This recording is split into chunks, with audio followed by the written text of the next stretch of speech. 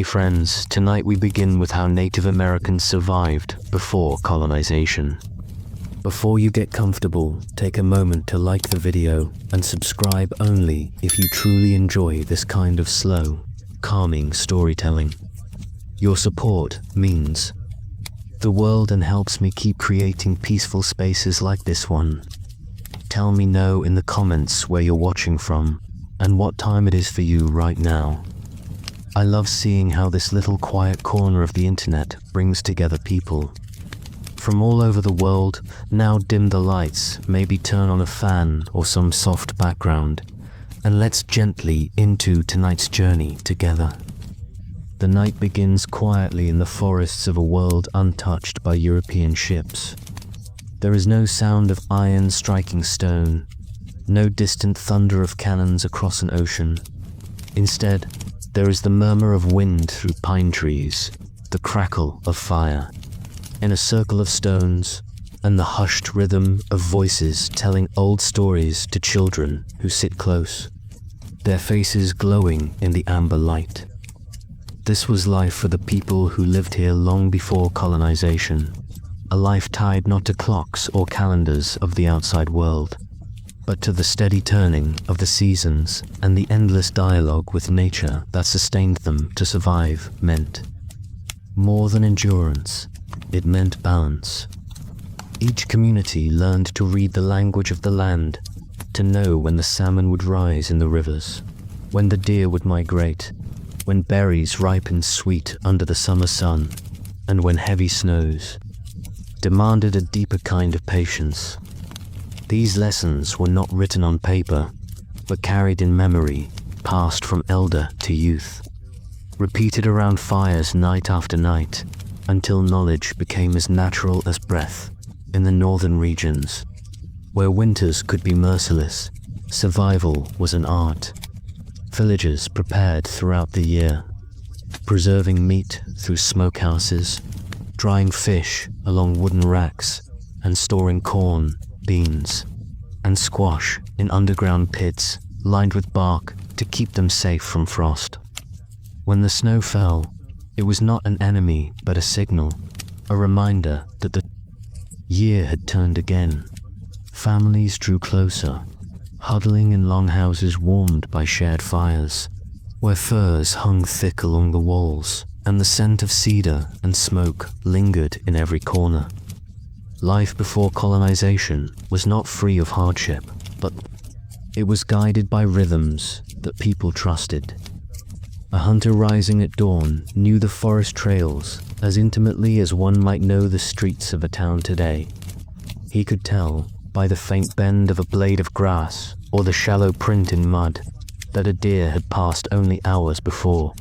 He carried a bow shaped from the wood of a tree that his father had chosen seasons earlier, carved carefully, strung with sinew prepared through patient labor. Each arrow was made by hand, feathered with care, because survival depended not on abundance, but on precision. One hunt could feed a family, one mistake could leave them hungry. Yet hunger was rare when the community worked as one. Women gathered roots and herbs, berries and nuts, and prepared meals that carried not only nourishment but meaning. Corn was more than food. It was sacred, the life-giver, the mother plant that stood at the center of belief. Beans grew tall beside it, climbing its stalk, and squash spread wide at its feet, each plant protecting the other, each offering something different. Together, these three, the three sisters, as they were known, formed the backbone of survival. Evening came early in winter, but inside the dwellings, time stretched out. Elders told stories of the first people, of animals that spoke, of spirits in the rivers and stars. These were not simply tales for entertainment. They were instructions, coded in narrative, teaching younger generations how to respect the land, how to listen, how to endure.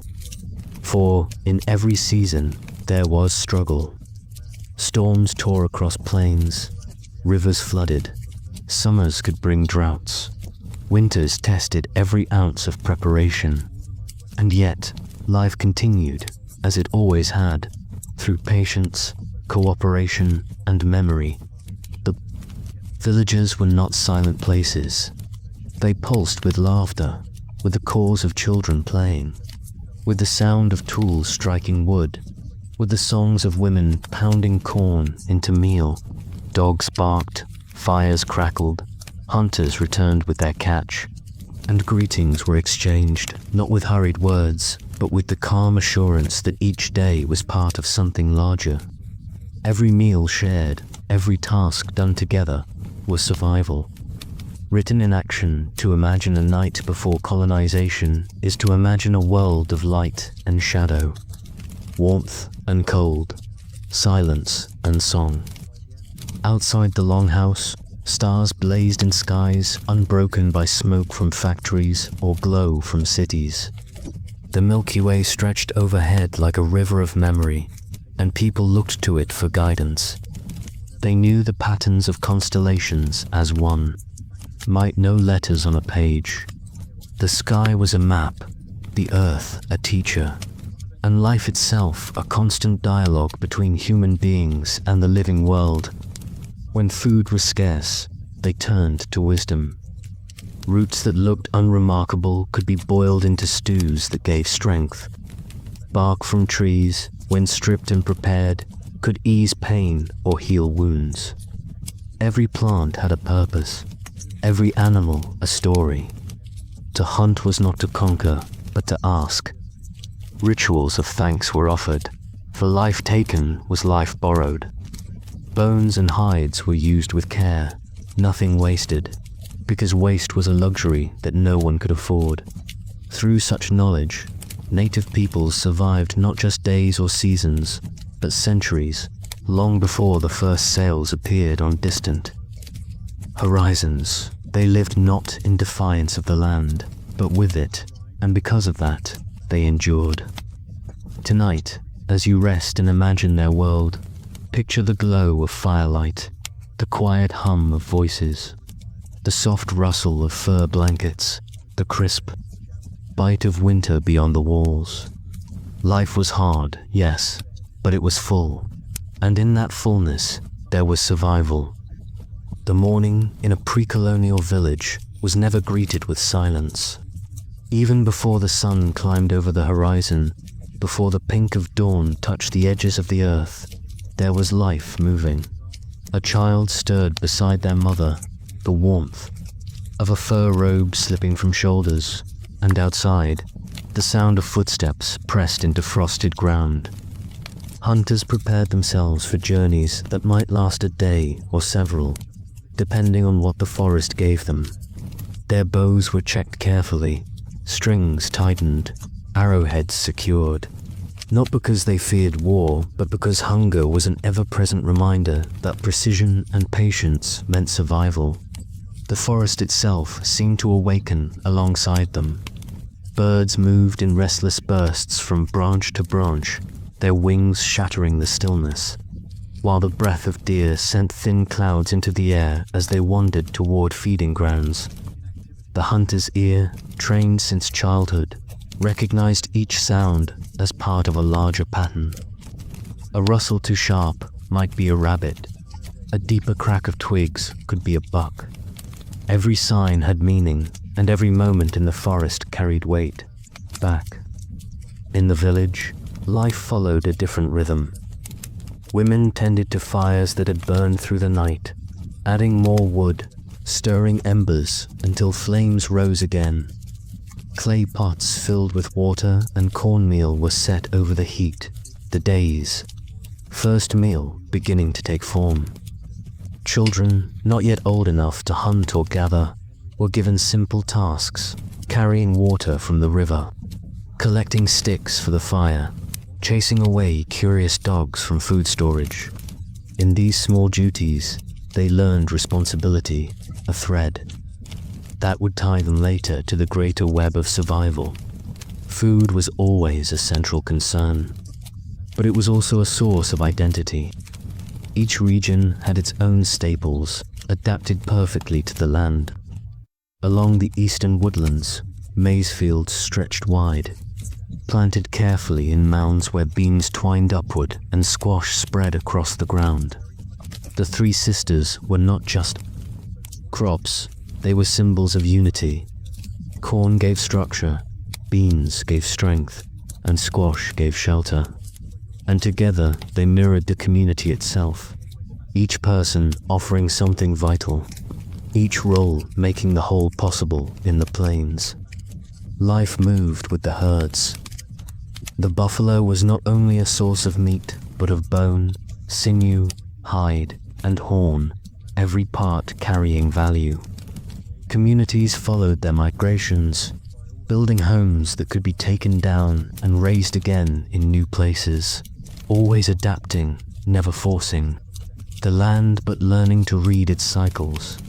The open sky stretched forever above them, a constant reminder of both vastness and fragility. Each day was a gift, but each day also carried risk. To the far north, survival meant mastering the cold. Here, homes were built low against the wind, insulated with earth or snow, and clothing was layered thick with fur and hide. Fishing through ice, hunting caribou, storing seal oil for lamps. These were not luxuries, but lifelines. Children learned early to sew skins into waterproof coats, to recognize when snow was safe to cross and when it might break beneath. The harshness of the land bred resilience, but it also deepened the sense of kinship, for no one could endure such conditions. Alone at night, when the world quieted again, rituals and stories filled the hours. Every fire crackled with memory. Elders spoke of ancestors who first walked the rivers and mountains, teaching the children that they, too, were part of an unbroken chain. Spirits were not faraway ideas. They lived in the stones, the waters, the stars above. To respect the land was to ensure the favor of these forces. To dishonor it was to invite hardship. Survival was never just physical, it was spiritual, woven into every hunt, every meal, every planting. These nights were long, but they were not empty. Music carried across the darkness, drums echoing like the heartbeat of the earth, voices rising in song. Some songs prayed for a successful hunt, some thanked the spirits for a good harvest. Some were for celebration, for laughter, for dancing. Even when the snow was high outside, for joy, too, was a kind of survival. It bound the people together, giving them strength not only in body but in spirit. The tools of life were simple yet sophisticated. Flint knives cut through sinew, stone axes split wood, bone needles stitched hides. These tools were crafted with patience, sometimes over days, sometimes over weeks, each one made to last, each one imbued with care. A boy might be given his first bow as a rite of passage, a girl her first basket, and in those gifts was not only pride but responsibility. They were not possessions in the way we think of them today, but extensions of the person's duty to the community. Winter, though harsh, carried its own rhythm of survival. Smokehouses filled the air with the sharp scent of drying meat. Snow was gathered and melted for water. Ice was cut and stored, carefully kept in pits to preserve food longer. Children played even in the snow, carving paths, sliding across frozen rivers, their laughter a defiance against the cold. Families gathered, close, telling stories not only of gods and spirits, but of recent hunts, of grandparents remembered, of lessons learned through trial and error. Each tale, whether mythic or immediate, reinforced the truth that survival depended on memory and preparation before colonization. Life was not free of suffering, but it was whole. Illness came, accidents happened, storms destroyed crops, but the community answered together. Herbs were gathered for medicine, Neighbors shared food. When grief struck, rituals gave comfort, reminding the living that the cycle continued, that nothing was ever truly lost. The people did not see themselves as rulers over the land, but as part of its breath, its rhythm, its continuity. And so, night after night, morning after morning, the people endured. Not by conquest, not by forcing the earth to their will, but by listening to the seasons, to the winds, to the ancestors whose voices still echoed in the firelight. This listening was survival, and it carried them through centuries of winters, summers, harvests, and storms. In the slow hours of early spring, the world softened.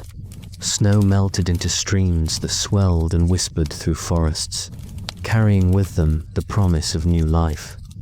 Villagers stirred with a kind of cautious joy. The hunger of winter was easing, though its memory lingered in lean faces and worn clothing. Mothers pulled back hides from food stores to check what remained, and children, restless after months of cold, ran barefoot into damp earth, their laughter blending with the cry of geese returning from the south. This time was one of preparation.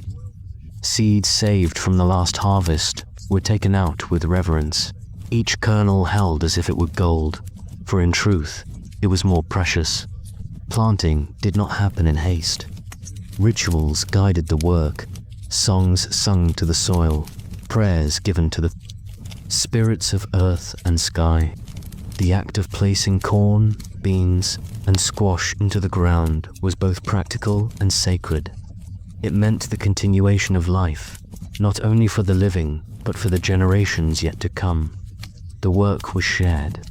Women pressed the seeds into mounds, children patting the soil down with small hands, while men cleared brush or repaired tools. The village pulsed with activity, each person knowing that the success of crops would mean the difference between plenty and hunger. Still, there was rhythm to it, a sense of continuity, of cycles understood. Just as the river returned each spring with swollen waters, so too did the crops return when tended with care. Beyond the fields, the forest beckoned. Hunters followed tracks through the mud, listening for the cautious movements of deer now lean from winter. Fishing lines were cut from sinew, nets woven and set into streams that ran thick with spawning fish. These were the first fresh tastes, after months of dried meat and roots, and the flavor carried more than nourishment, it carried relief.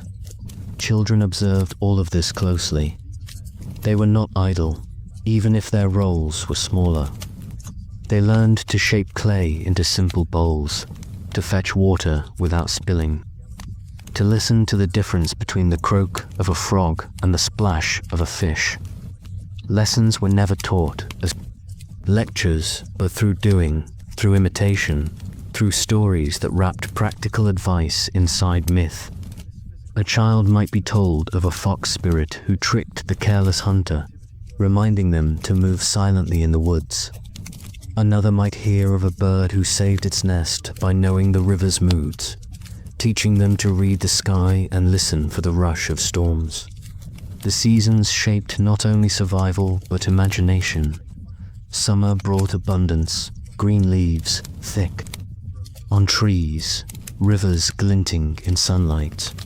Camps and villages grew lively with trade, with travel, with visitors from neighboring peoples. Paths, well worn through forest and plain, carried goods of stone, shell, food, and story. A carved pipe might journey hundreds of miles. Beads of shell traded far inland. Obsidian carried from mountains into valleys where no such stone existed. In this way, the people were never isolated. Their world was wide, their networks strong. Their survival made richer by connection. But abundance also carried responsibility.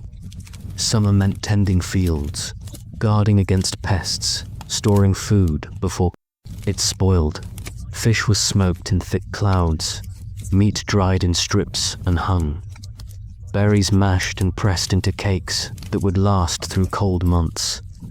The sun was long, but work filled every hour of it. The land provided, but only through constant care. Autumn brought a turning. The air sharpened, and the harvest became an act of urgency. Corn was gathered, stalks cut down, beans strung to dry, squash stored in pits beneath earth and grass. Children carried baskets heavy with nuts, acorns, hickories and chestnuts that would be ground into meal. Hunters prepared for longer journeys, for deer grew fat before winter, and their hides would become warm clothing. Families worked side by side, their laughter rising even as the shadows lengthened. Yet in every autumn there was also awareness of what lay ahead. Winter waited like a patient figure at the edge of the woods. It demanded readiness, and the people respected its power. Homes were repaired, smoke holes patched, extra wood stacked high. A careless family might starve, but a careful one would endure. When winter returned, it came with quiet force. Snow blanketed the earth, muffling sound, slowing movement. Hunting grew harder and paths grew treacherous. Yet within homes, warmth persisted. Fires glowed, children curled against mothers, and stories filled the dark hours. Tales of creation, of animals who shaped rivers and mountains, of ancestors who endured even harsher winters. These were not only entertainments, but reminders of strength. The people carried not only their own will to survive, but the memory of survival that stretched back generations. Illness sometimes struck in these months, and here too the people turned to the knowledge of their ancestors. Herbs were gathered in warmer seasons, dried carefully, kept for these moments. Roots and bark brewed into teas, smoke used to cleanse the air, rituals spoken over the sick to ease their suffering. Healing was never thought of as only physical. It was spiritual, communal, a weaving together of body, mind, and spirit into harmony. The cycle of seasons never ceased. Each turn brought its hardships, its lessons, its gifts. And through it all, survival meant balance. Balance with the land, balance with each other, balance with the unseen spirits that moved through water, wind, and stone. Life was fragile, yes, but it was also resilient, shaped by 1,000 small decisions made each day: when to plant, when to hunt, when to move, when to listen. What held it all together was community. Alone, no person could withstand the storms, the hunger, the predators that lurked in shadow. But together, with shared labor, with shared food, with shared memory, survival was not only possible, but certain. In this unity lay the true strength of life before colonization. It was not merely existence, but a way of being that carried meaning, dignity, and a profound understanding of the world.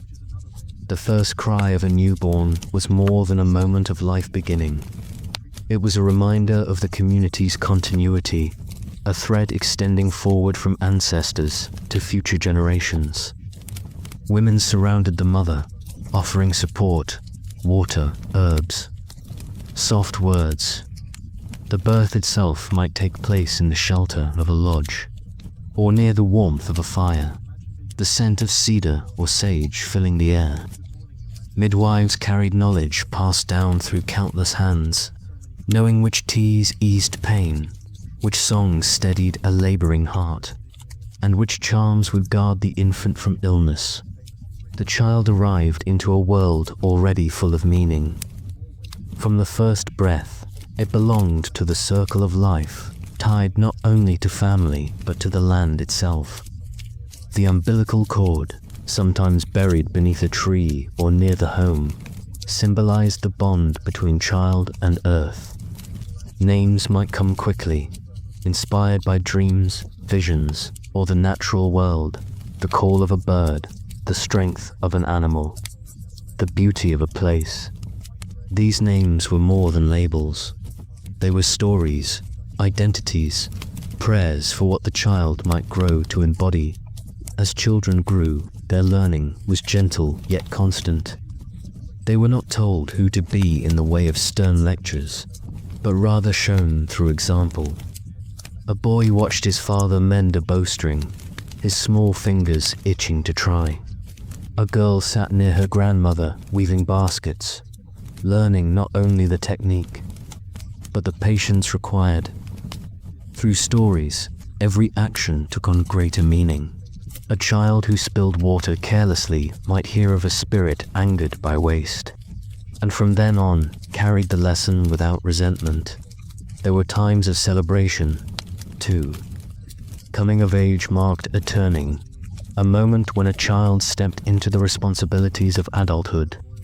For some, this meant vision quests, days spent fasting alone in the wilderness, waiting for a dream, a sign, a vision that would guide their life. For others, it might mean trials of endurance, running long distances, learning to endure cold or pain with dignity, proving readiness to face the hardships that lay ahead. These rituals were not punishments, but gifts. They reminded the young that they were strong, capable, and part of something larger than themselves. Love grew within this world too. Courtship could be shy glances across a gathering, a gift of food, a quiet song played on a flute in the evening air. Marriages were not only unions of hearts, but of families, of responsibilities shared. A new household meant new ties, new strength, and often new children who continued the cycle. The bonds of kinship extended wide, weaving a fabric of cousins, uncles, aunts, and elders who each had a role in teaching, guiding, and supporting. Yet life also brought conflict. Survival was not without its frictions. Arguments might rise over hunting grounds, over resources, over decisions of leadership. Disputes within a village could be eased by counsel, by the wisdom of elders who listened and sought harmony. Sometimes, however, tensions grew between different peoples, leading to skirmishes or raids. Even then, conflict was guided by custom and rule.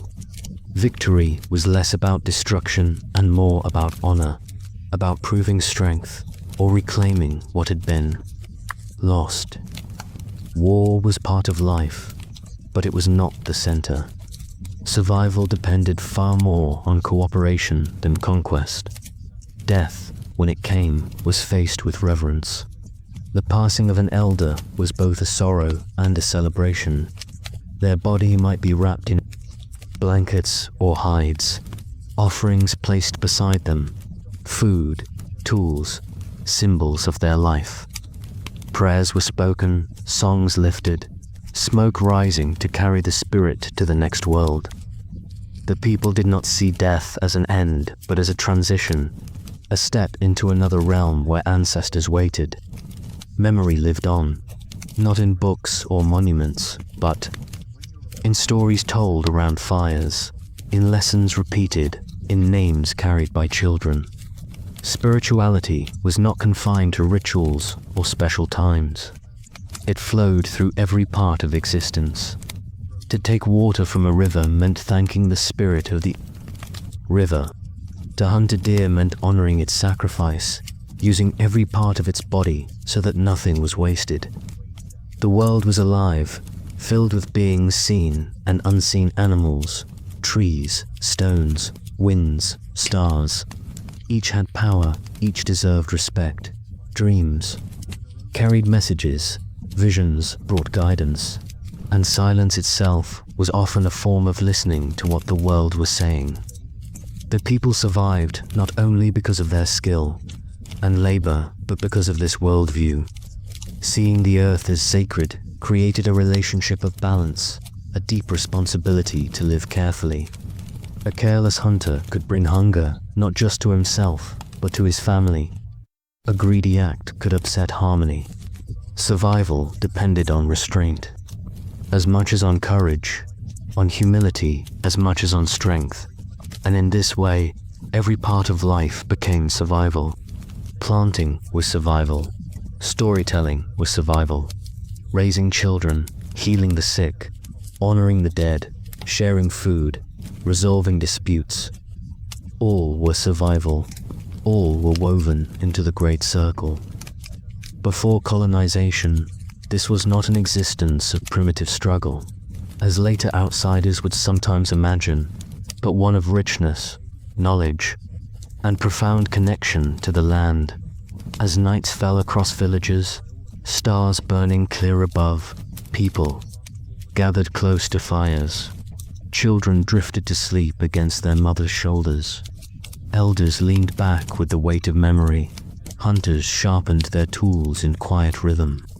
The flames danced, shadows stretched across hides and wood, and voices lifted in song.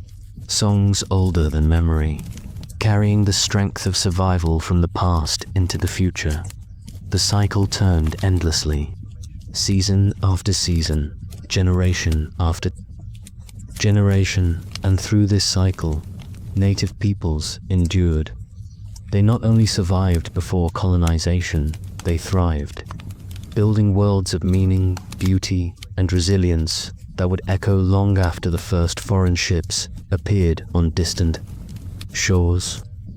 The land itself was never a single, uniform canvas. It was a continent of staggering diversity, a place where forests stretched like endless cathedrals, where rivers carved veins of life through plains, where deserts tested endurance with sun and silence, and where coastlines met the sea in abundance and storms. To survive in such a place meant knowing it intimately. It meant listening to it, watching it, moving with it rather than against it. In the dense forests of the Northeast, survival meant living with trees as constant companions. Tall oaks, maples, and pines offered wood for homes and tools. The forest floor provided berries, nuts, and medicinal plants. Hunting here was different from the wide plains. It required silence, patience, and sharp eyes attuned to shadows and movement. Deer slipped between trunks like whispers. Turkeys scratched the leaf litter, and small streams swelled with fish. Homes were built of saplings bent into frames, covered with bark or hides, blending seamlessly with the woods around them. Life here was sheltered and shaded, shaped by seasons of snow and thaw, green growth and autumn's fire. Farther west stretched the Great Plains, an ocean of grass. Here, survival followed the herds, most famously the bison. Every part of this animal sustained life: meat for food, hides for clothing and shelter, bones for tools. The hunt was no simple task. It demanded skill, coordination, and deep respect. Before horses arrived from Europe, people used clever strategies, driving herds into enclosures or over cliffs. This was dangerous work, but it was also sacred. Songs and prayers often marked the hunt, for taking life was never casual. The wind over the plains could be brutal, scorching summers and icy winters. But it also carried with it the strength of open skies and endless horizons. To the south and west lay deserts and arid lands, where survival tested ingenuity to its limits. Water was scarce, found in hidden springs, in rivers that only flowed part of the year, or in carefully dug wells. People here built with clay and stone, creating dwellings that stayed cool in blistering heat. Farming was possible, but it required careful irrigation. Channels carved to guide precious water to fields of maize, beans, and squash. Cacti, agave, and wild herbs became food, drink, and medicine. The desert seemed harsh, but those who knew. It saw its hidden abundance, the rabbit darting from sagebrush, the yucca root waiting beneath the soil, the stars offering guidance across the endless sand. Along the coasts, survival meant turning to the sea. On the Atlantic shores, fish, shellfish, and seabirds filled nets and baskets. On the Pacific coast, salmon surged upstream in such numbers that they became the foundation of entire cultures. Canoes carved from cedar trees glided over waves, carrying people to fishing grounds or trading with neighboring villages. The sea was both friend and foe, bringing storms that shattered boats, but also tides that washed up life. Villages here often held grand structures, carved poles rising into the sky, telling stories of clans and ancestors, reminding each generation of its place in the flow of time in the far north. Survival pushed human resilience to its edge. Ice, snow, and endless winter nights demanded not just strength, but cooperation.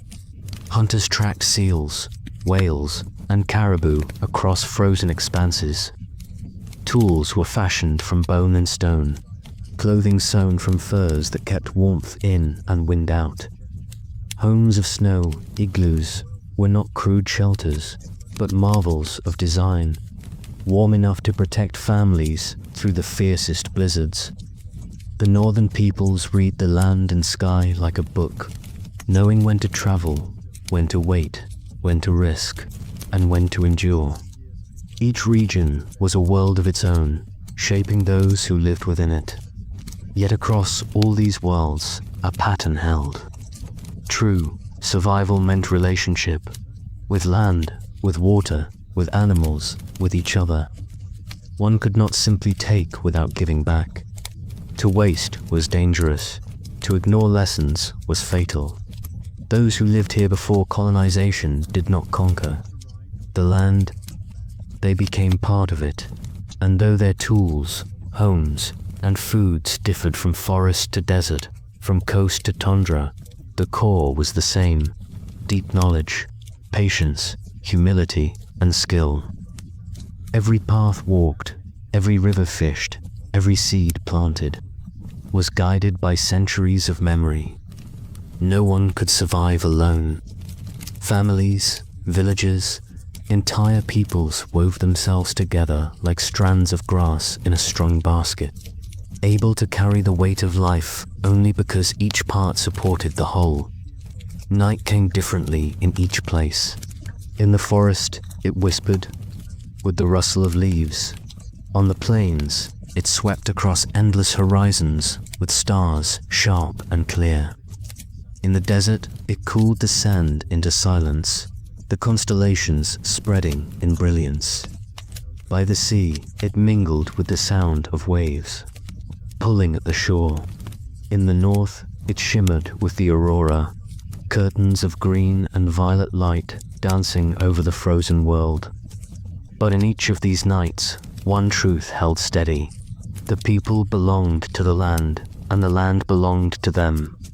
The land was never still. It moved in cycles, turning not just through days, but through seasons. To live here meant living with those cycles, bending with them, rising with them. The sun's path, the moon's glow, the return of certain birds, or the budding of certain plants. All these were signals, reminders of what must be done if the people were to endure. Spring was a time of awakening. The snow melted, rivers swelled, earth softened.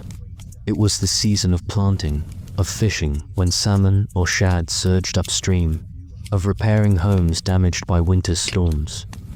Communities came alive again after months of sheltering clothes. Children laughed outside, women gathered shoots and herbs, men set snares for rabbits and small game. Ceremonies often marked this turning, giving thanks for survival and asking for balance in the months to come. Spring was promise, but it was also work. Seeds had to be placed carefully, hunting trails cleared, fishing gear mended, Summer was abundance. Fields of maize, beans, and squash grew tall under the long sun. Berries ripened in forests, fish filled nets, and hunts brought in game to feed families. It was the season when food could be stored, dried in the sun, smoked over fires, packed into containers of bark or hide. Summer was also the time of gatherings. Villages sometimes swelled with visitors, relatives from afar, trade partners bringing goods. Songs, dances, and games filled the nights, laughter echoing under the stars. But even in summer's warmth, people prepared for what would inevitably come, the hard months. Meat was dried, corn ground and stored, furs tanned, for those who ignored this work. Winter could be merciless. Autumn was preparation. The harvest was gathered, every grain, every nut, every root carefully saved. Hunters went farther into the woods, tracking deer whose meat would be smoked and stored, whose hides would be used for clothing and shelter. Fires burned with steady smoke as families labored together. Children carried bundles of sticks. Elders offered guidance. Women pounded dried corn into meal. The air grew sharp, nights colder, and with each falling leaf came urgency. Survival in winter depended on the discipline of autumn. Feasts often marked the harvest, but they were as much about gratitude as about courage, for everyone knew what lay ahead. Then came winter, the great test. Days grew short, nights long. The world outside seemed empty, quiet, even dangerous. Snow-covered trails, ice-sealed rivers, and food sources dwindled. But within homes, warmth glowed from fires, and families drew close. Meals were smaller, stretched carefully. Children listened to stories by flickering light, stories that carried wisdom, warnings, laughter, and hope. Men still hunted when they could, setting out on snowshoes, following tracks through the silent woods. Women tended fires, mended clothing, and kept the rhythm of survival steady. Winter was hunger, yes, but it was also memory and teaching. In those long nights, culture was passed down in stories, songs, and lessons. The invisible tools, as vital as bow or basket. This cycle turned endlessly, each season shaping not only survival but the very heart of life. To forget it was to risk death. To honor it was to live. Some years, when storms were cruel or harvests thin, winter could take too many. Families mourned, villages thinned, yet always spring returned. And with it, the people returned, resilient, carrying their traditions, their knowledge, and their will to endure.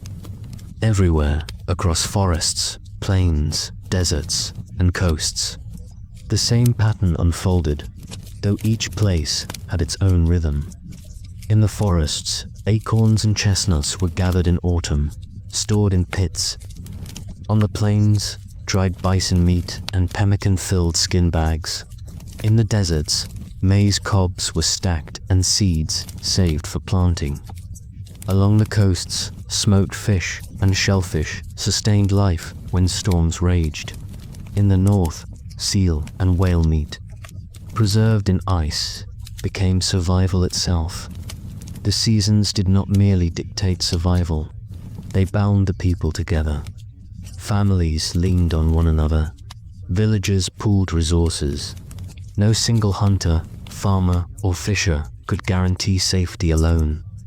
It was the community, woven tightly through trust and sharing, that carried everyone through the hardest months. And this was perhaps the deepest survival strategy of all. Not just skill with bow or knowledge of plant, but the strength of belonging. Life before colonization was never truly solitary.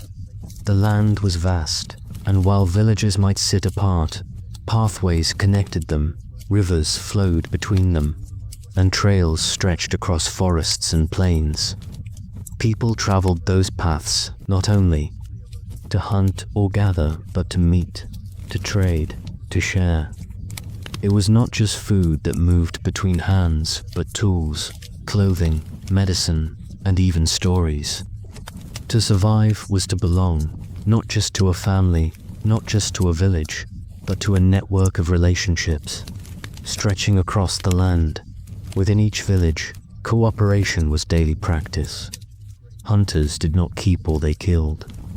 A deer brought down was shared, its meat divided so no family went hungry. Its hide given to be worked into clothing, its sinew prepared for bows or sewing. Farmers did not harvest only for themselves. The 3 sisters, maize, beans, and squash, grew best when tended collectively, and when harvested, they were stored in shared structures. Fish caught in great quantities were smoked in communal fires. Even children had roles, gathering berries, carrying wood, scaring birds from fields. Survival meant everyone gave what they could, and in return, everyone received what they needed. But beyond the village, there was trade. Some groups lived where stone was plentiful, chert or obsidian sharp enough for blades. Others lived by rivers, rich in fish, or forests filled with nuts, or plains roamed by buffalo. Still others made pottery, wove baskets, or crafted tools from bone and antler. Few had everything, and so people traded. A pouch of salt might travel hundreds of miles from its source. A shell from the ocean could be found far inland, treasured as ornament or sacred bead. Copper, quarried in the north, could gleam in places where copper never lay in the ground. These exchanges built ties between groups, ties that could mean survival in lean times. Trade was more than goods. It was relationship. When visitors came from another village, they did not come only to barter. They brought stories of their lands, news of their struggles, tales of hunts and harvests. They married between groups, binding families across distances. Alliances were formed, trust was built, and with it came resilience. If one community faced drought, it might look to its neighbors for grain. If another faced conflict, allies might be called upon. Survival was not a lonely act. It was a web of giving and receiving. This spirit of sharing extended even in times of scarcity. When winters were harsh, some families lost more than others, yet villages did not abandon them. A child without parents was not left to starve. Elders were not left behind. They were folded into the circle, cared for, respected, carried through the lean times. In return, elders gave wisdom, knowledge of hunting grounds, planting times, medicines hidden in bark and root. Children gave laughter and promise, a reason to keep enduring. Survival was not measured in full bellies alone, but in the threads of compassion that tied people together. Ceremonies often reinforced this. Feasts gave thanks not only to the earth, but also to one another. When food was shared in ritual, it reminded everyone that what belonged to one belonged, in some way, to all. Songs and dances, performed in circles, mirrored this belief. No one standing above another, all moving together in rhythm. It was more than tradition. It was survival strategy. A people divided could not last. A people bound together could face hunger, storms, or enemies and endure. Across the continent, these patterns repeated, though the goods differed. In the northeast, wampum beads carved from shells carried value in trade and symbolized agreements. On the plains, dried bison meat and hides moved between groups. In the southwest, pottery and turquoise traveled along trade routes, stretching for miles. In the Arctic, tools of bone and ivory were exchanged, as were furs, oil, and dried fish. Everywhere, the principle was the same. What one lacked, another provided, and in that exchange, life found strength. And perhaps the greatest trade of all was not in goods, but in knowledge. When groups met, they shared not just corn or hides, but ways of cooking, ways of hunting, ways of healing. A new plant learned from neighbors could ease fevers. A new tool could make the difference between success and failure in the hunt. Songs too were traded, and stories, lessons passed from one people to another, rippling outward across generations. This was how Native Americans survived before. Colonization, not as isolated bands of individuals, but as parts of vast living networks. Alone, one family might falter. Together, they endured. To understand how Native Americans survived before colonization, one must see that survival was never only about food, shelter, or tools. It was also about meaning. It was about belief. For many native peoples, the world was not divided between the sacred and the ordinary. Every act of planting, hunting, or walking through the forest was a dialogue with forces greater than oneself. The earth was alive. The rivers, the wind, the stones, the animals, all had spirit, all had power, all had lessons to teach. To ignore this was dangerous. To respect it was survival. Take the hunt, for instance. Hunters did not simply track animals as prey. They approached with reverence. A deer, a bison, a fish.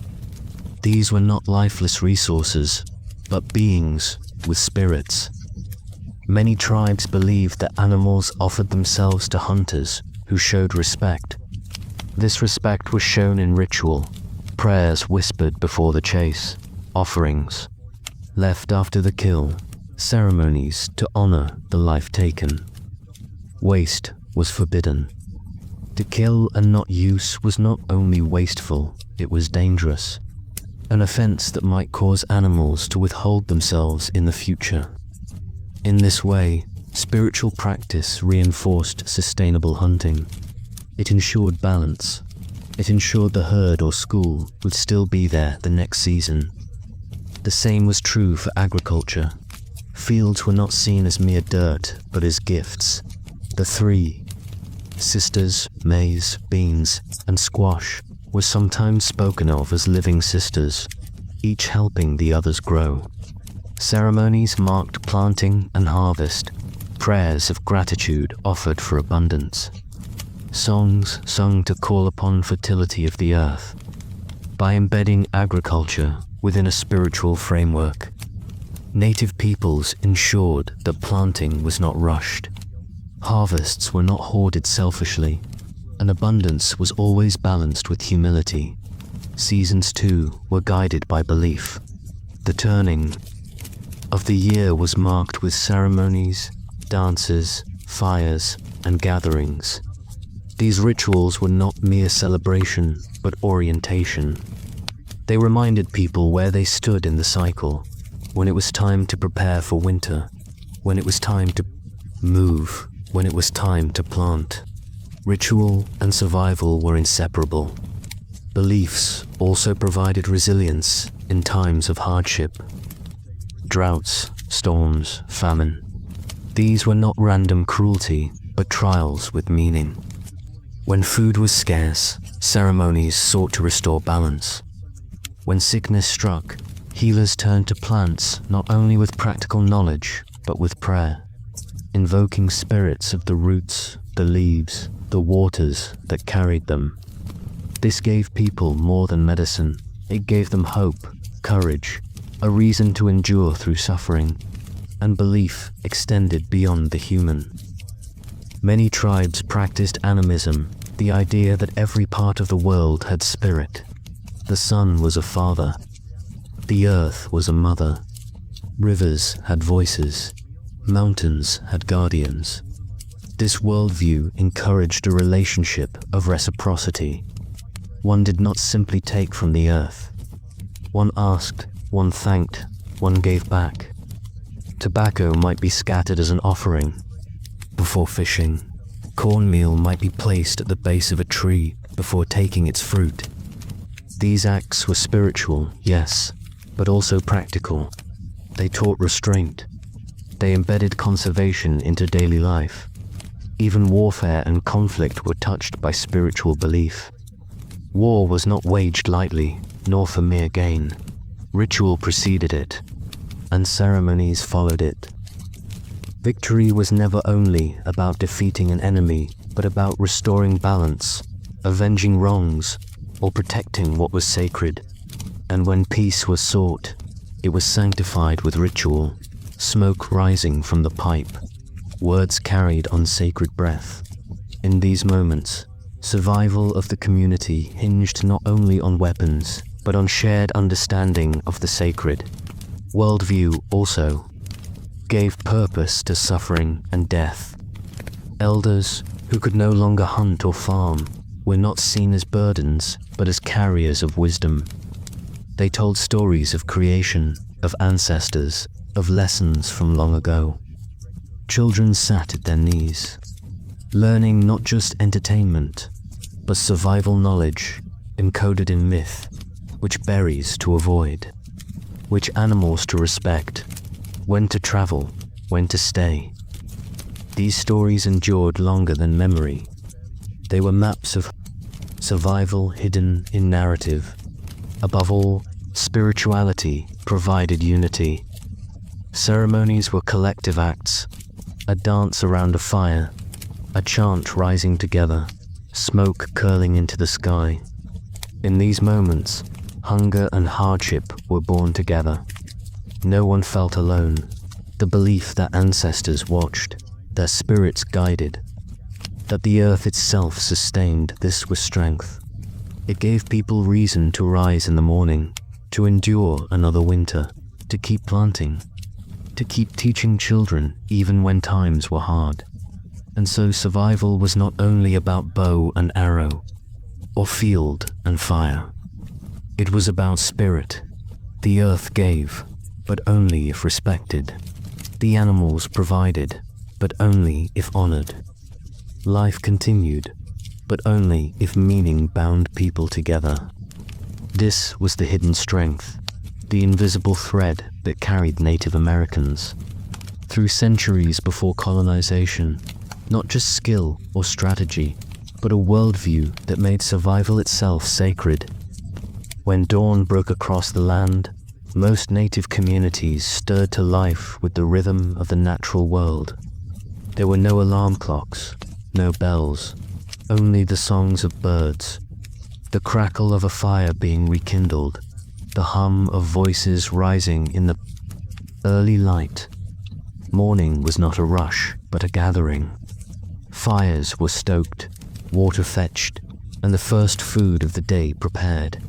Perhaps cornbread, perhaps a broth simmered the night before, perhaps dried meat softened over the flames. Every member of the community had a role, and survival depended on each one. Women, in many cultures, took the lead in preparing food, tending fields, and caring for children. But their labor was not confined to the domestic sphere. They were growers, gatherers, artisans, and decision-makers. In the longhouses of the Iroquois, for instance, women owned the land and the crops. They decided when the fields would be planted, when the harvest would be gathered, when surplus would be stored. Survival hinged upon their knowledge of soil, seeds, and season. Men often took to the hunt, or to fishing, or to crafting weapons and tools. But even here, the picture was not so simple. Some tasks blurred across gender and survival required flexibility. If men were away on the hunt, women could step into fields or defend the village. If women were busy with harvest, men might cook or watch children. Life before colonization was adaptive. Necessity shaped custom, and the line between roles was not always as rigid as later outsiders imagined. Children, too, were part of this rhythm. Their play was not mere idleness, but practice. Little ones might fashion miniature bows from twigs, learning the pull of a string. Girls might weave grasses, mimicking the mats or baskets their mothers created. Games taught agility, coordination, endurance, skills that would later feed the tribe. Childhood was short, but it was not joyless. There was laughter, play, mimicry, and learning through doing. To watch a village of children at play was to see the seeds of survival being nurtured. Food preparation was constant work. Corn was dried, ground, and stored. Squash was cut into strips and hung to dry. Fish was smoked on racks, meat cured with salt or dried in the open air. Nothing was wasted. Bones became tools, sinew became cord, hides became clothing or shelter. The act of preparing food was not separate from survival. It was survival, and it required cooperation across every hand in the community. Water was another constant need. Streams and rivers provided, but water had to be carried, stored, sometimes purified with simple methods like letting it settle before use. Wells were dug in some places, while snowmelt or rainwater served in others. Fetching water was daily. Labor, often undertaken by women or children, their paths worn into the earth by countless trips. Clothing was another task of survival, fashioned season by season. In the summer, garments were lighter, often from woven plant fibers, while winter demanded heavier hides, furs, and layers. Preparing these materials was labor-intensive. Animal hides had to be scraped, stretched, softened with fat or smoke. Needles fashioned from bone-stitched garments together, sinew serving as thread. Decorative work was not frivolous beads. Quills and painted patterns carried meaning, telling stories of family, tribe, or spirit. In these details, identity was stitched into survival. Shelter, too, was maintained with constant care. Wigwams, tipis, longhouses, earth lodges, each suited to its environment, each requiring upkeep. Poles had to be replaced, coverings repaired. Thatch renewed. In the daily rhythm of life, survival was never complete. It was a cycle, a balance, shelter, weathered storms, food sustained through seasons. Tools broke and were mended. But within this rhythm, there was also community. The day was punctuated by moments of gathering meals, shared, stories told, songs sung. Elders recounted histories, passing on knowledge encoded in tale and proverb.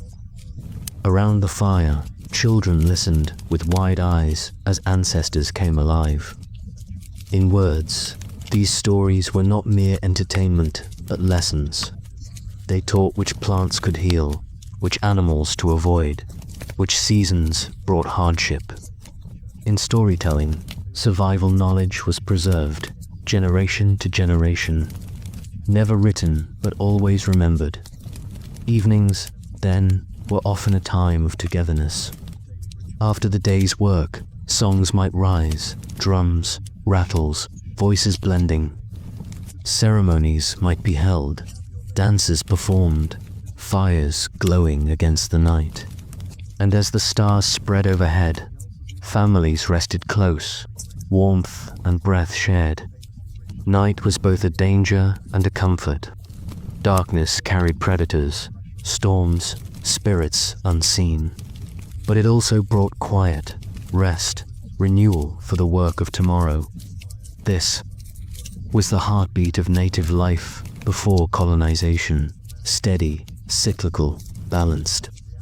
Not grand battles or sweeping events, but the rhythm of daily labor, shared meals, communal tasks, songs, stories, and the small, persistent acts that ensured survival. Life was fragile, yes, but it was also resilient, woven together by the strength of community and the flow of each day into the next. Spring was a season of renewal, but it was also a gamble. When the snows melted and rivers swelled, the earth softened. In many villages, this was planting time. Corn, beans, squash. The three sisters were set into the soil together, each supporting the others in growth. Beans climbed the corn stalks. Squash leaves shaded the ground, keeping it moist. But planting was not simply an agricultural task. It was a ceremony. Seeds were blessed, songs sung, prayers offered. Survival depended not just on labor, but on balance, respect for the earth that fed them. Spring was also a time for fishing. Rivers bloated with salmon runs, and communities gathered to catch, smoke, and store fish for the months ahead. Nets were cast, weirs built, hooks baited. Children might wade in shallow water, driving fish toward nets with sticks. The first catch of the season was often honored, offered back to the water in gratitude. In these rituals, survival was both practical and spiritual. Summer brought growth and abundance, but also vigilance. Fields had to be tended, weeds pulled, pests driven away. Hunting parties set out, often traveling great distances, following the migrations of deer, bison, or elk. For the plains tribes, summer hunts were monumental events, bringing together bands for communal effort. Riders on horseback would later transform this work, but before colonization, hunts were coordinated with foot and clever strategy, driving herds into traps, encircling them in groups, or using fire to guide their path. The success of a hunt might mean months of food. Its failure, hunger in winter. Summer was also a time of gathering. Wild berries, nuts, herbs, roots, all were collected, eaten fresh, dried for storage, or mixed into medicines. Women and children often led this work, their knowledge of which plants to gather and which to avoid being vital. The forests, meadows, and riverbanks became both pantry and pharmacy. To walk with an elder in these seasons was to walk with a living encyclopedia of survival. Every plant named, every property known. Autumn was perhaps the most important season of all. Harvest time. Corn was pulled from stalks, beans stripped from vines, squash gathered and dried. The air filled with the scent of roasting food, the smoke of drying racks. Communities worked together, every hand busy. Children carried bundles. Women stored produce in pits or clay jars. Men prepared for the hunts that would bring meat to last the winter. This was also the season of Thanksgiving, of feasts, of dances honoring the bounty of the land. Gratitude was not optional. It was woven into survival. But as autumn waned, shadows lengthened, and winds grew sharp, preparations turned urgent. Winter was coming. Winter was both the most feared and the most bonding season. In the north, snow piled high, rivers froze, and nights stretched long. Food was rationed carefully. Fires burned constantly, fueled by wood chopped and stored months. Before homes were sealed tight against the cold, hides and furs layered for warmth. Survival was not just physical, but psychological. Long nights meant long stories, tales of creation, of heroes, of animals who spoke and taught lessons. Around the fire, the oral history of a people was carried through the dark months, giving hope and meaning when the world outside lay frozen. In winter, community was everything. If one family had too little wood, others shared. If one household's food ran short, neighbors helped. The bonds of reciprocity ensured that no one, if possible, was left behind.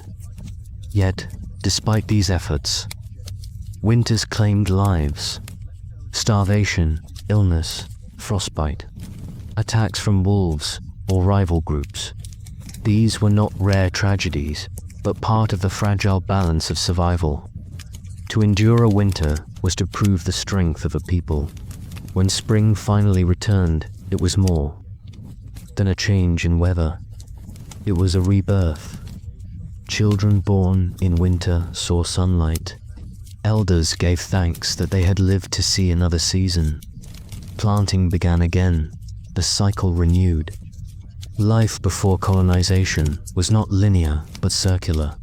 The same struggles, the same labors, the same blessings returning year after year, teaching patience, endurance, and reverence for the land. Survival was never guaranteed. A bad harvest, a failed hunt, an early frost, an outbreak of disease, any of these could tip the balance. And yet, native peoples had lived in this balance for thousands of years, adapting, innovating, adjusting their cycles to the land. Their survival was not luck but skill, not chance but knowledge, passed down through countless generations. If the cycle of seasons gave rhythm to survival, then tools and crafts gave it form. Without iron, without steel, without the conveniences that came later, native peoples shaped the world with stone, wood, bone, sinew, and fire. These tools were not just implements, they were lifelines, made with patience, precision, and a deep understanding of materials. Consider the stone axe. To shape one required hours, sometimes days, of chipping and flaking.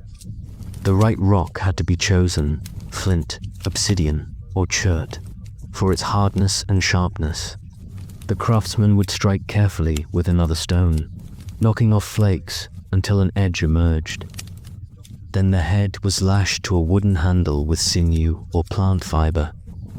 The result was simple yet powerful, capable of felling trees, shaping wood, or splitting bone. In a world without metal, this was as essential as any modern tool hunting required. Ingenuity. Spears tipped with sharpened stone points or bone could bring down deer or even larger game when thrown with the help of an otlot, a spear thrower that extended the hunter's arm and increased force and distance. Later, bows and arrows revolutionized hunting.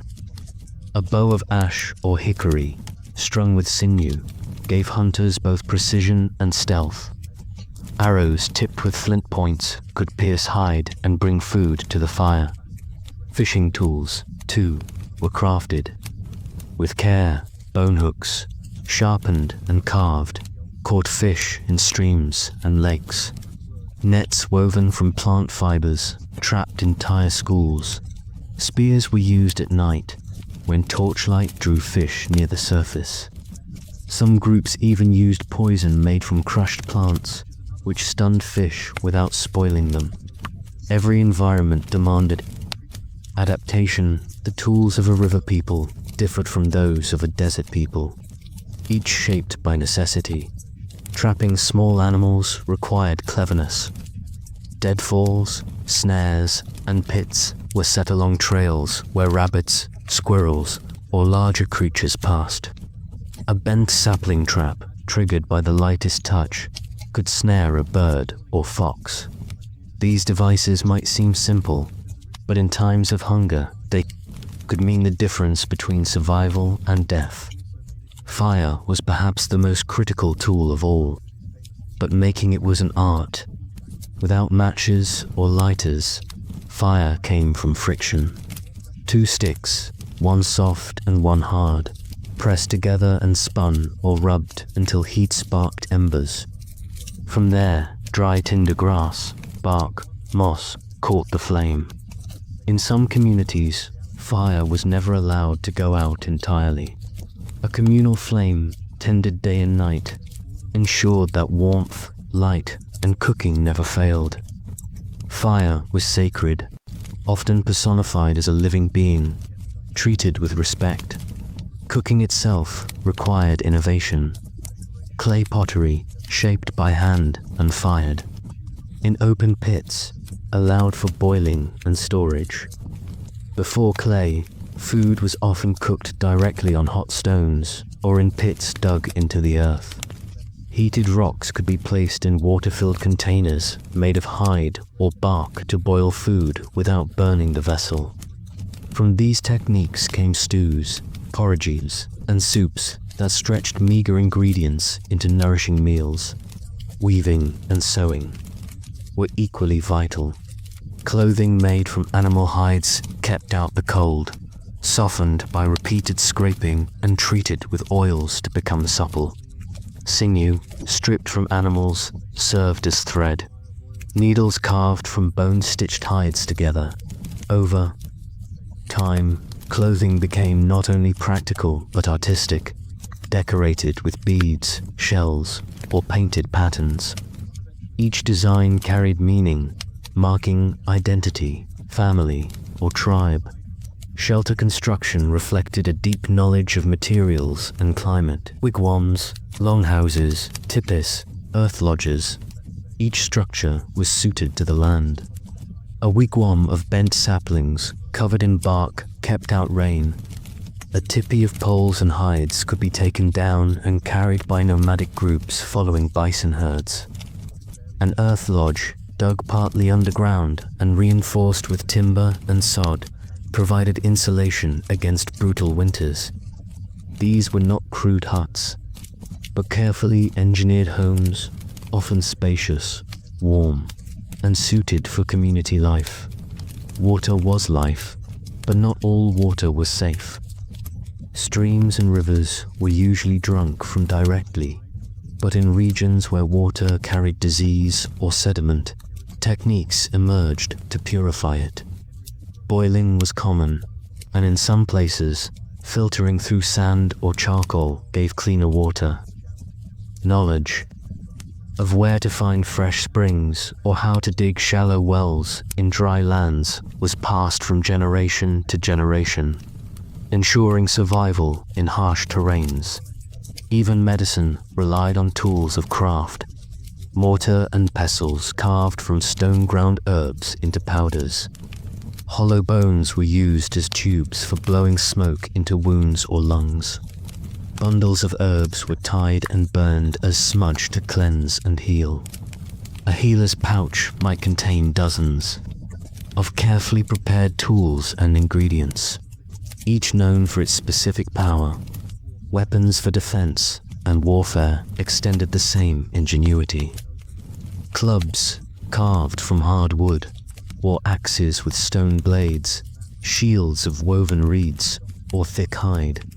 These were not only instruments of violence, but of protection. Communities often needed to defend themselves from raids, and the same tools used to hunt animals became tools to guard families and food. Children were taught early how to craft.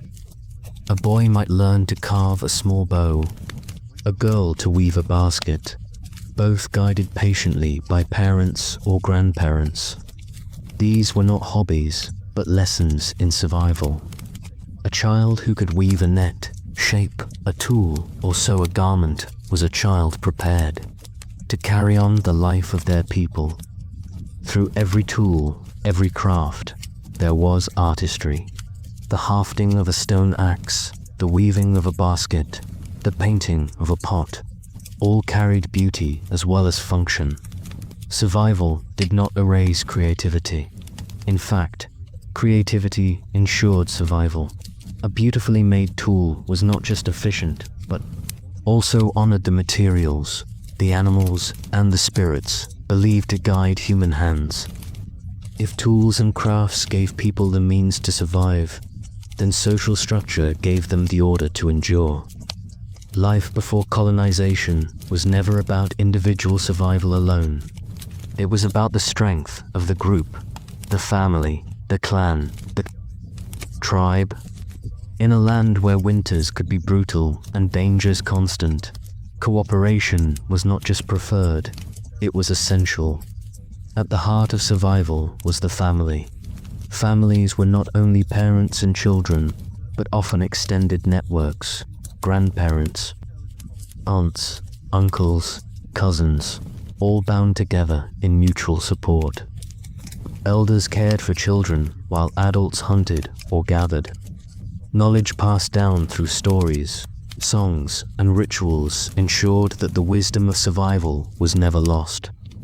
In many ways, the family acted as both the smallest and strongest unit of survival. Above the family was the clan. Clans were larger groups of families connected by ancestry or symbolic kinship. A clan might trace its identity to an animal. The bear clan, the wolf clan, the eagle clan, each with its own responsibilities and traditions. Belonging to a clan carried both pride and duty. Clan members were obligated to help one another, to protect one another, and to uphold the reputation of their lineage. In times of hardship, food and resources were shared, and no one was truly left alone. Leadership often grew from wisdom rather than wealth. Chiefs and leaders were usually chosen for their ability to guide, negotiate, and inspire, not for owning more than others. A good leader was measured by how well their people thrived under their care. Councils of elders or respected warriors often advised, ensuring that no one person carried decisions alone.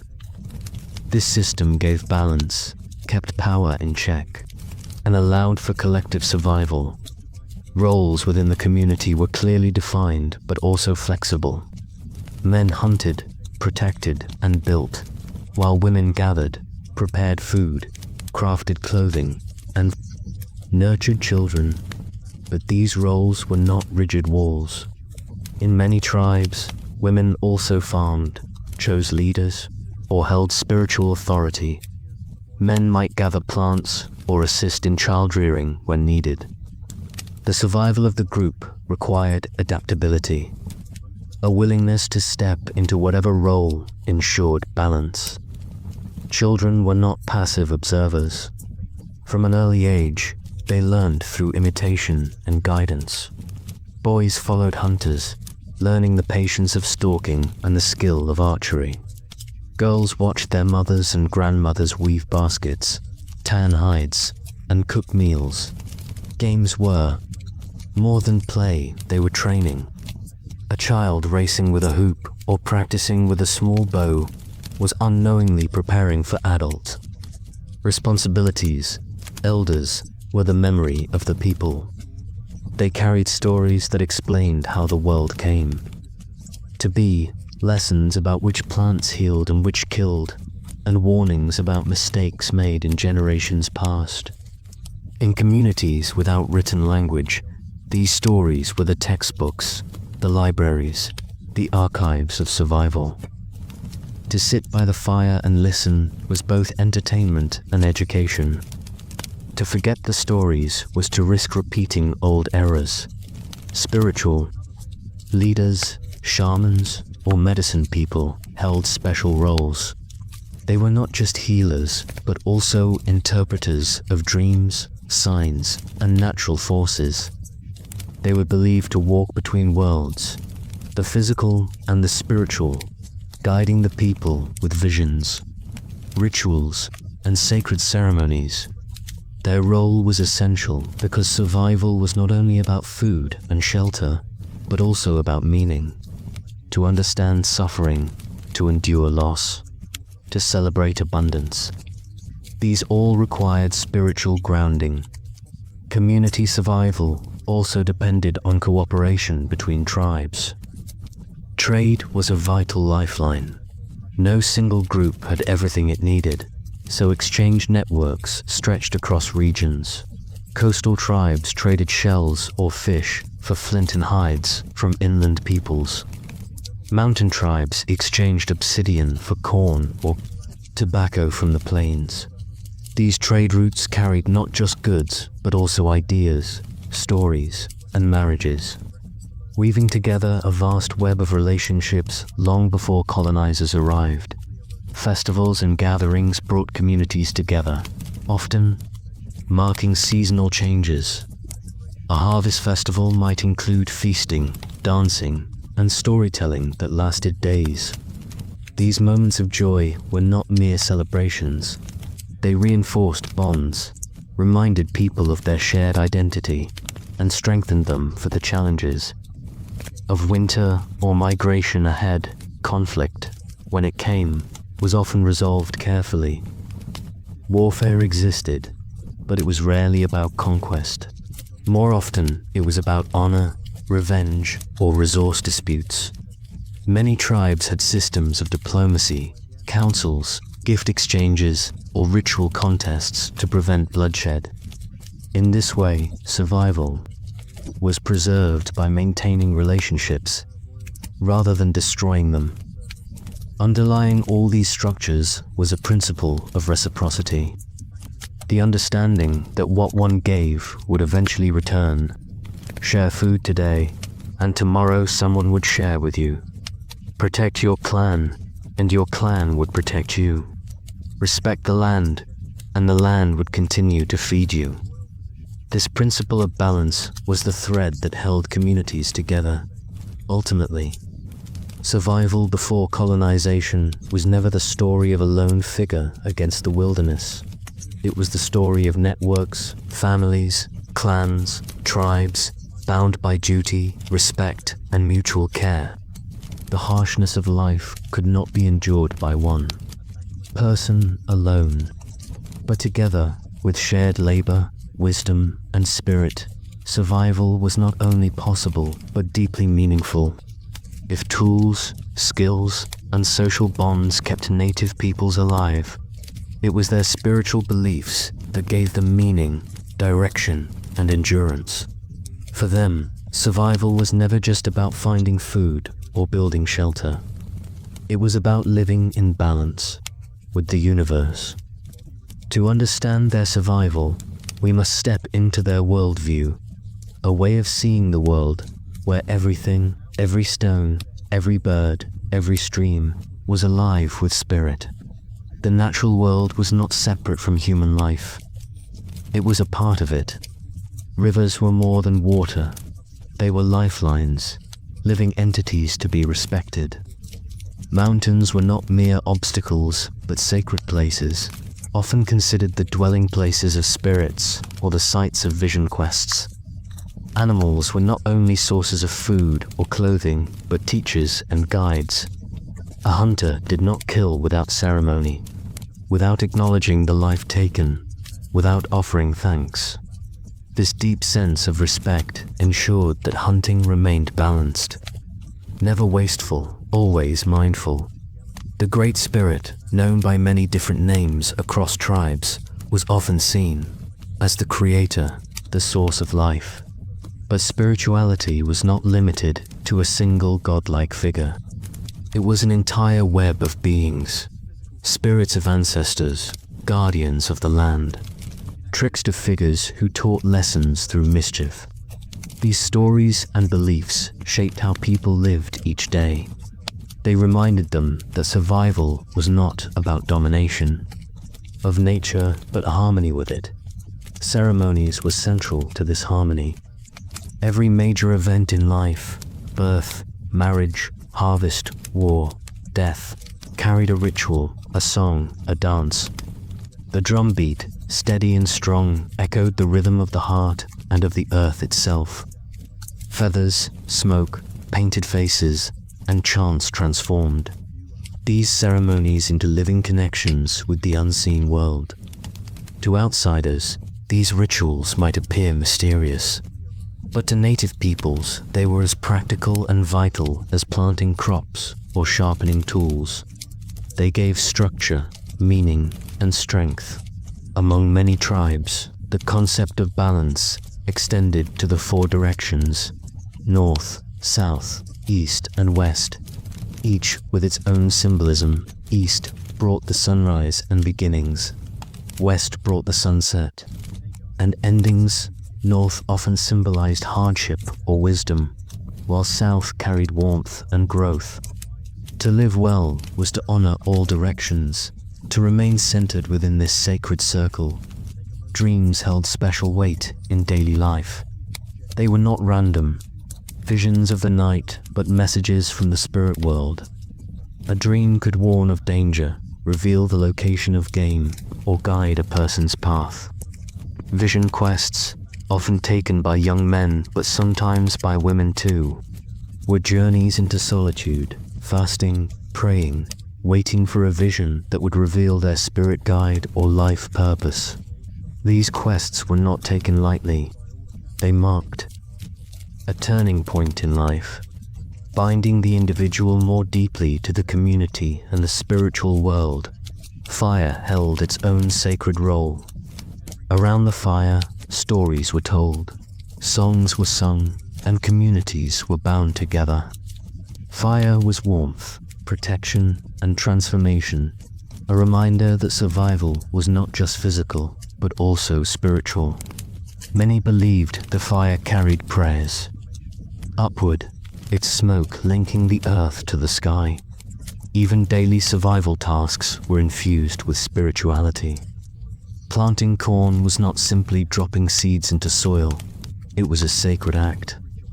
Seeds were placed with care, songs might be sung, prayers offered. The growth of crops was a partnership between human effort and the spirits of the earth. Likewise, weaving a basket, tanning a hide, or carving a tool carried ritual significance. The act itself was a form of prayer, a dialogue with the world. Importantly, spirituality provided strength in times of loss. When famine struck, when disease took lives, when war brought sorrow, the people turned to ceremony, to prayer, to the wisdom of elders.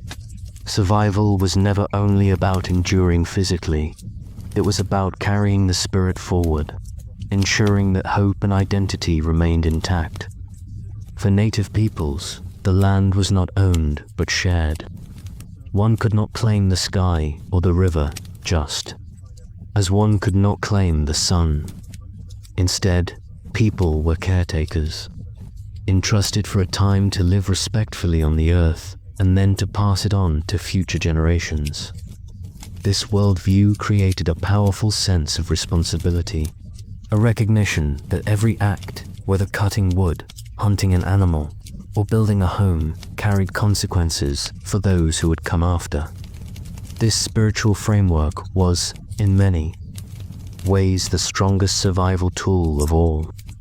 It gave meaning to hardship, gratitude in times of abundance, and courage in the face of fear. It ensured that life before colonization was not merely about enduring, but about thriving with dignity, purpose, and a profound connection to the world around them. If spirituality was the heartbeat of survival, then stories were the voice. Every tribe carried a rich web of myths and legends that explained not only how the world began, but how to live within it. These stories were not idle entertainment. They were tools for teaching, warning, guiding, and preserving knowledge through generations.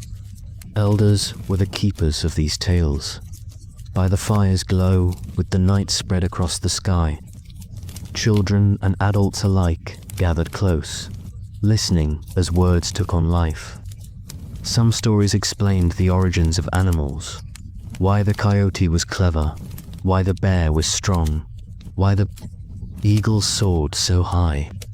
Others taught values, the importance of honesty, the danger of greed, the reward of courage.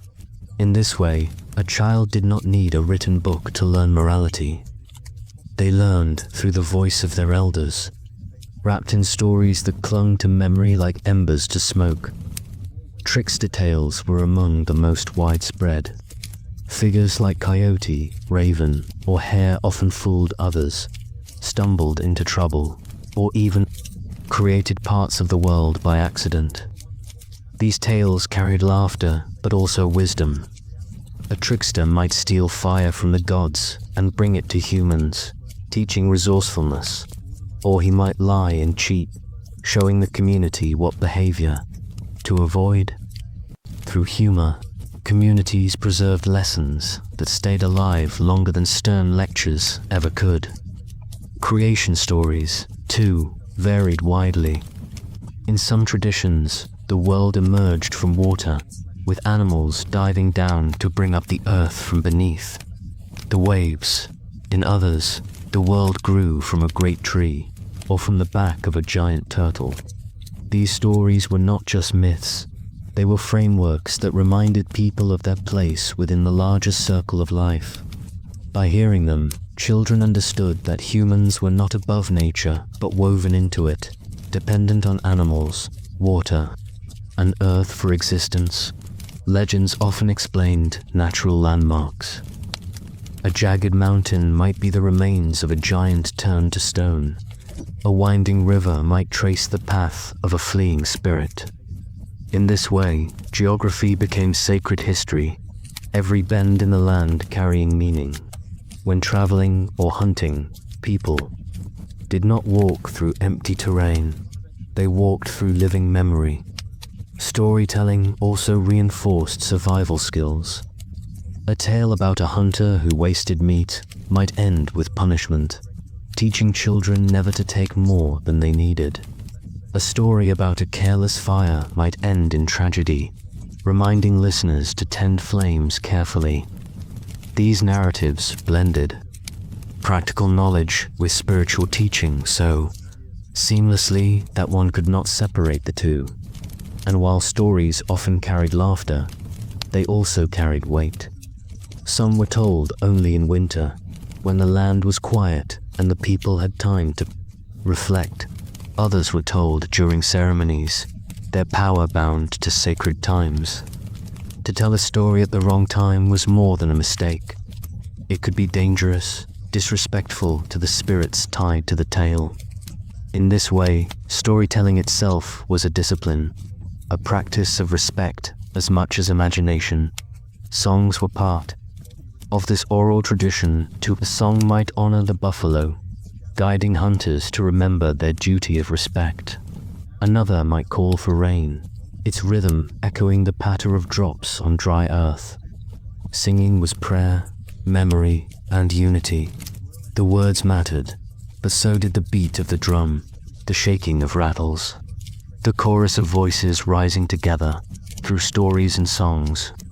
Knowledge could survive without books, carried on tongues and ears across centuries. This oral heritage made each person both a student and a teacher. Every child who learned a story was expected one day to pass it on. In this way, survival was not only physical, but cultural.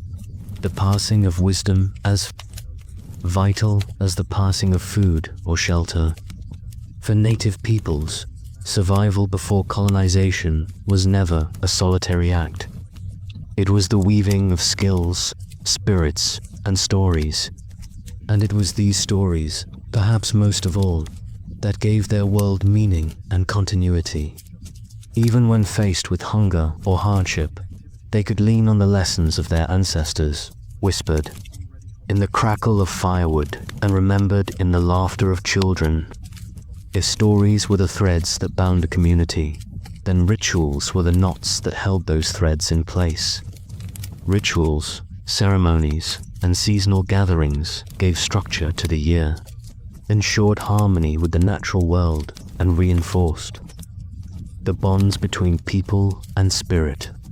To outsiders, these gatherings might have seemed like mere spectacle. To those who lived them, they were acts of survival, not only of the body, but of the soul. The cycles of nature shaped the rhythm of ceremonies. The coming of spring, with its promise of renewal, was often marked with dances, feasts, and offerings. Tribes that depended on planting might hold green corn festivals, giving thanks before the first harvest was eaten. Hunters might honor the spirits of animals taken, ensuring that the herds would continue to replenish. Each season had its meaning, each ritual its role. To neglect these acts of respect was to risk imbalance, not just with the land, but with the unseen forces believed to govern life itself. The sweat lodge was one such sacred ritual, practiced across many tribes with different variations. In the dim, steamy space, participants entered into prayer, purification, and reflection. The lodge was more than a physical cleansing. It was a return to balance, a way of humbling oneself before the Great Spirit and the community. Emerging from the lodge, dripping and exhausted, was like being reborn, ready to face the challenges of life with renewed strength. Ceremonial dancers also played a central role. The movements of the dancers, the beating of drums, and the chanting of voices created an atmosphere that blurred the line between the human and spiritual worlds.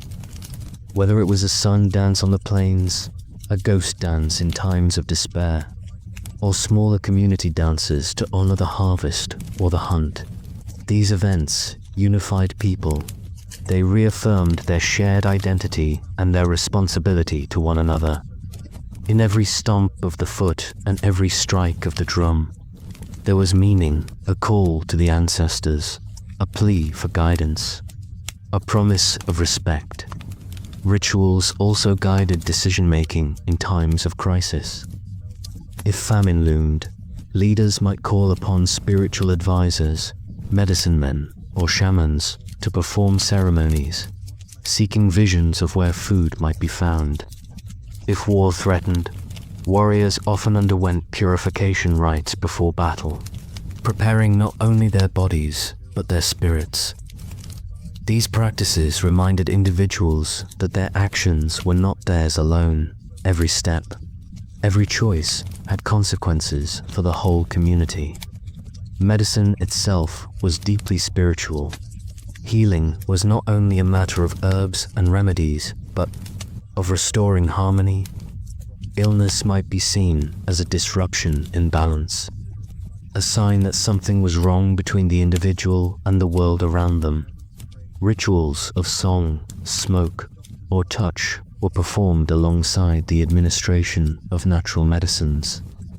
To heal was not just to fix a body, but to restore a person to their rightful place within the circle of life.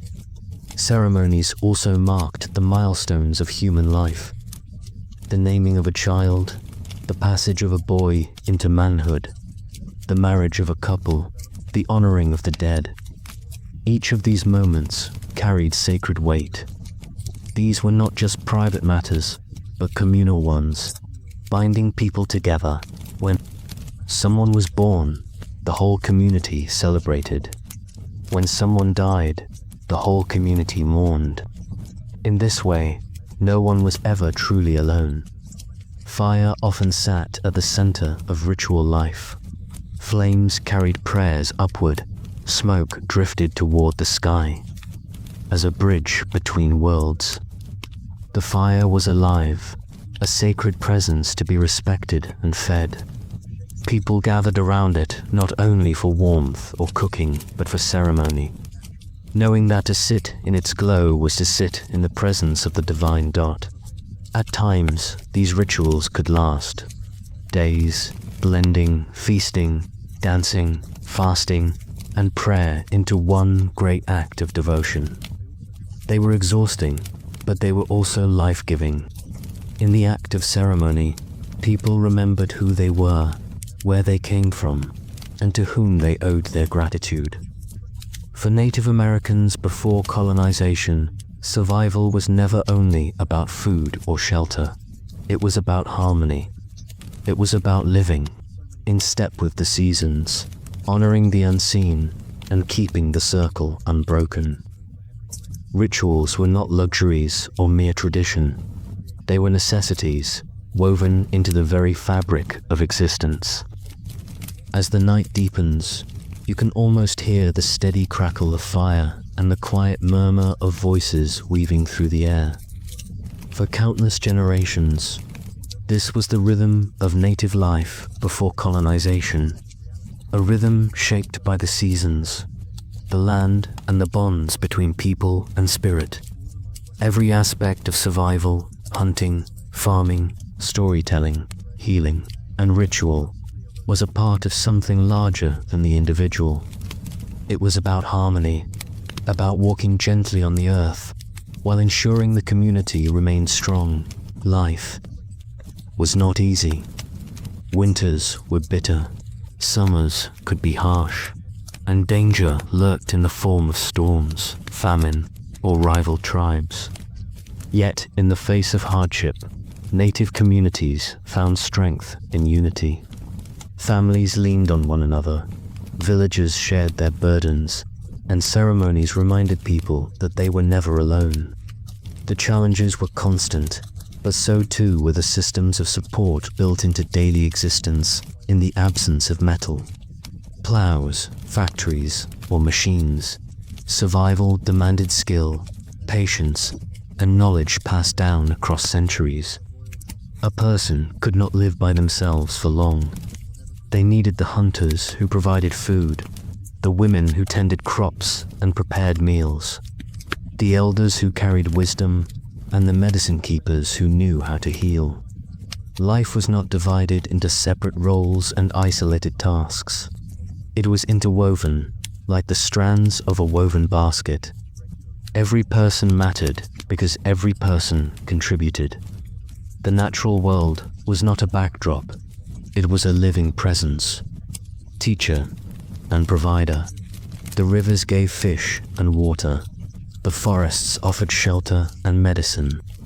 The plains yielded buffalo and grasses. The deserts gave prickly pears and agaves. Each environment shaped how a tribe survived, but the respect was universal. Nothing was wasted, nothing taken without care. To live meant to listen, to notice the smallest changes in the wind or the stars, and to move in step with the earth's rhythm. Colonization would change everything. It would bring diseases that tore through villages, foreign crops and animals that shifted old patterns, and governments that sought to erase entire ways of life. But before that time, survival was not about conquest or accumulation. It was about balance. And while colonization altered the course of native history, the teachings of those earlier generations, respect, unity, balance, still echo today. They remain alive in traditions, in ceremonies, in the resilience of communities who continue to honor their ancestors' ways. And so, when we ask how Native Americans survived before colonization, the answer is both simple and profound. They survived by living in harmony with the world around them, by trusting in the wisdom of their ancestors, and by never forgetting that survival is strongest when shared. It was a way of life where every sunrise carried meaning, every story carried truth, and every person was part of the circle. Perhaps that is the greatest lesson for us now. Survival is not just about enduring, it is about belonging. It is about knowing that we are tied to one another, to the earth, and to the generations yet to come. For the native peoples who lived long before colonization, this truth was not an idea. It was life itself,